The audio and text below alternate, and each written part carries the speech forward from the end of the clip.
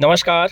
राजस्थान सरकार की ओर से बजट 2024-25 जो पूर्णकालिक बजट है आज पेश किया गया। आज हम इस वीडियो में समझेंगे कि राजस्थान सरकार की ओर से राजस्थान सरकार के राज्य कर्मचारियों के लिए कौन सी बड़ी घोषणाएं की गई है। कुछ महत्वपूर्ण घोषणाएं जो सरकारी कर्मचारियों को सेवा में रहते हुए, सेवा से पूर्व और सेवा के उपरांत कौन कौन से लाभ इस बजट में जो घोषित किए गए हैं उसकी हम संपूर्ण चर्चा करेंगे।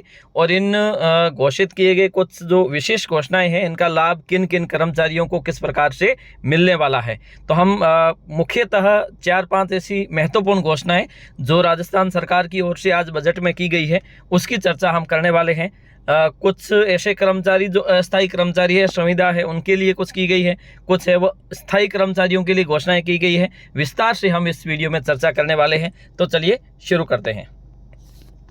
सबसे पहली घोषणा, Rajasthan contractual hiring to civil post rules 2022 के तहत जो भी कर्मचारी नियुक्त हुए हैं उन्हें राज्य सरकार के कर्मचारियों को पारिश्रमिक वृद्धि जो वेतन वृद्धि है वो प्रतिवर्ष 2 तिथियों को होने वाली है, 1 जुलाई और 1 जनवरी। मतलब इनको जो वर्तमान में पारिश्रमिक दिया जाता है इनमें कुछ हिस्सा अभिवृद्धि की जाएगी प्रतिवर्ष साल में 2 बार। एक तो 1 जनवरी को वृद्धि की जाएगी, दूसरा 1 जुलाई को। मतलब साल में 2 बार कॉन्ट्रेक्चुअल जो सर्विस में जो भी 2022 के नियमों के अनुसार जो भर्ती होंगे उन्हें साल में 2 बार वेतन वृद्धि का लाभ दिया जाएगा।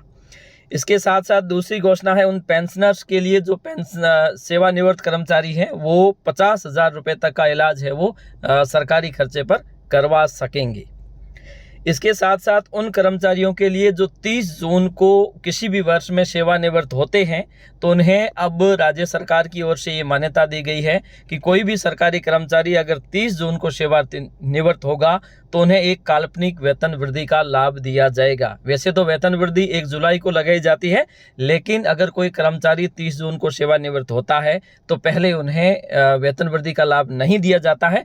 आगे से सरकार ने यह निर्णय लिया है कि 30 जून को जो भी कर्मचारी सेवानिवृत्त होगा उन्हें एक काल्पनिक वेतन वृद्धि का लाभ देते हुए सारे लाभ जो सेवानिवृत्ति पर मिलते हैं वे सारे लाभ वेतन वृद्धि के बाद में उसी वेतन के आधार पर यानी कि उन्हीं बेसिक के आधार पर तय किए जाएंगे।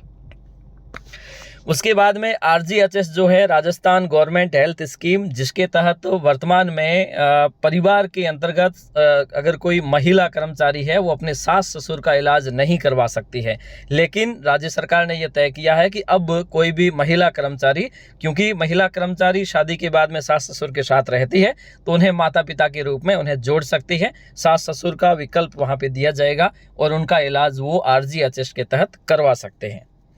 उसके साथ ही एक और घोषणा की गई, जो SC ST के सरकारी कर्मचारी हैं उन्हें रियायती दर पर लोन दिया जाएगा राज्य सरकार की ओर से। ठीक है। उसके बाद में अगर कोई सरकारी कर्मचारी सेवा में रहते हुए उनकी मृत्यु हो जाती है तो अगले 10 साल तक बढ़ा हुआ जो पारिवारिक पेंशन है जिसका लाभ वो ले सकते हैं। और सबसे बड़ी घोषणा जो की गई है वो राज्य सरकार की ओर से ये की गई है कि ग्रेजुएटी जो राजस्थान सरकार के राज्य कर्मचारी जो सेवानिवृत्ति पर ग्रेजुएटी का लाभ दिया जाता है उसकी सीमा वर्तमान में 20 लाख रुपए है, जिसे बढ़ाकर अब 25 लाख रुपए कर दी गई है। इस प्रकार से समस्त राज्य कर्मचारियों को जो स्थायी है अस्थायी है सबके लिए कुछ महत्वपूर्ण घोषणाएं हुई है जो इस प्रकार से है। सबसे महत्वपूर्ण की ग्रेजुएटी जो होती है वो सरकारी कर्मचारियों को सेवानिवृत्ति के समय उनकी सेवा अवधि के आधार पर दी जाती है।